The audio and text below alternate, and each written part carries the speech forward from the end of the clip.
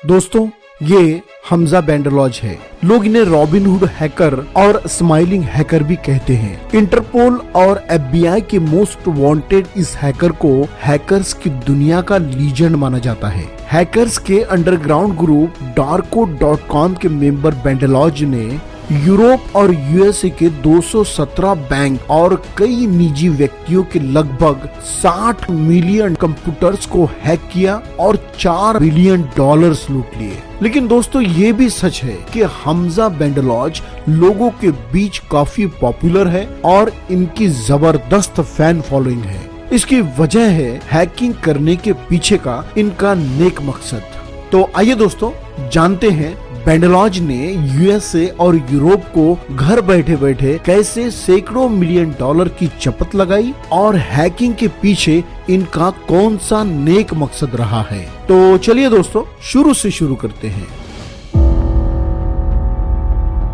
3 जून 1988 Algeria के TG आउजो में एक साधारण परिवार में हमजा बेंडलॉज का जन्म हुआ। बचपन से तेज दिमाग रखने वाले बेंडलॉज को कंप्यूटर में काफी दिलचस्पी थी, इसलिए उन्होंने बॉब एजोर यूनिवर्सिटी से साइंस एंड टेक्नोलॉजी में अपना ग्रेजुएशन पूरा किया। इसी दौरान बेंडलॉज अफ्रीका और फिलिस्तीन के लोगों की भूखमरी, गरीबी, तंगहाली से रूबरू हुए। कहते हैं इन लोगों के हालात देखकर वो बेचैन हो उठे। बेंडलॉज इन लोगों की मदद करना चाहते थे, लेकिन उनके पास इतना पैसा नहीं था कि इन लोगों की मदद कर सके। ये सोच सोच कर उनकी बेचैनी बेइंतहा बढ़ गई। लेकिन बेंडलॉज ने तय कर लिया कि वो इन गरीब लोगों की मदद जरूर करेंगे।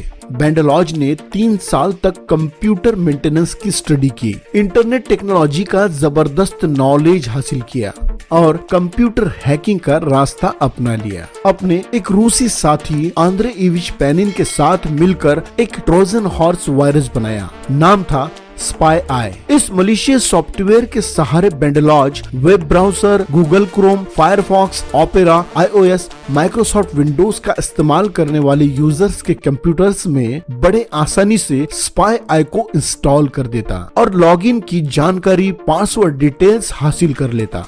एक बार ये जानकारी हासिल कर ली तो समझो बैंक अकाउंट को खाली कर दिया। बेंडलॉज को 5 तरह की भाषाएं आती थी और इसी का फायदा उठाते हुए BX1 और डैनियल HB जैसे छद्म नाम का इस्तेमाल कर बेंडलॉज ने दुनिया भर के 217 बैंक्स और निजी व्यक्तियों के कंप्यूटर्स में सेंध लगाई और बिलियन डॉलर्स लूट लिए।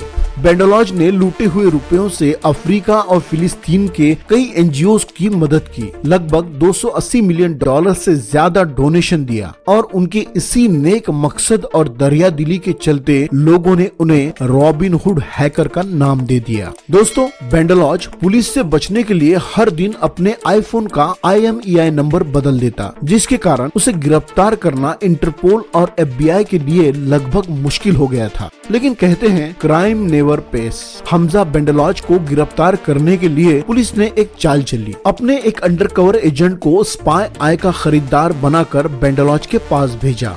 इसी अंडरकवर एजेंट के जरिए 8 जनवरी 2013 को मलेशिया और मिस्र के बीच अपने बीबी और बेटी के साथ सफर कर रहे हमजा को बैंकॉक में एक स्टॉप ओवर के दौरान थाई पुलिस ने गिरफ्तार कर लिया। हमजा ने अपनी गिरफ्तारी का विरोध नहीं किया। बैंकॉक के सुवर्ण भूमि एयरपोर्ट पर अपनी गिरफ्तारी के बाद हाथों में हथकड़ी लगाए जाने के बाद भी हमजा बड़े ही सहज नजर आए। उनकी गिरफ्तारी के वक्त ली गई ये मुस्कुराती तस्वीर जब मीडिया पर प्रसारित हुई, लोगों ने हमजा बेंडलॉज को स्माइलिंग हैकर का नाम दे दिया। हमजा बेंडलॉज पर मुकदमा चलाया गया। 20 अप्रैल 2016 को अमेरिकी अदालत ने हमजा बेंडलॉज को 15 साल की जेल और 3 साल प्रोबेशन की सजा सुनाई। उनके 27 वर्षीय रूसी साथी पेनिन को 9 साल और 6 महीने की जेल की सजा सुनाई गई। बेंडलॉज मई 2013 से अब तक USA के जेल में है, लेकिन उनका बनाया वायरस आज भी ब्लैक मार्केट में $10,000 में बिकता है और कंप्यूटर हैकिंग के लिए आज भी इस्तेमाल होता है।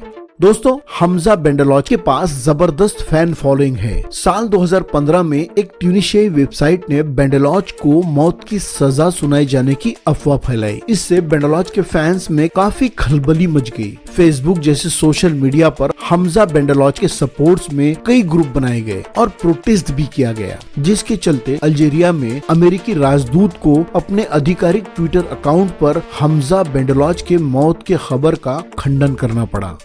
दोस्तों, हमजा का गरीब लोगों को मदद करने का जज्बा तो सही था, लेकिन मदद करने के लिए चुना गया रास्ता गलत था। क्राइम चाहे नेक मकसद से ही क्यों न हो, क्राइम क्राइम है।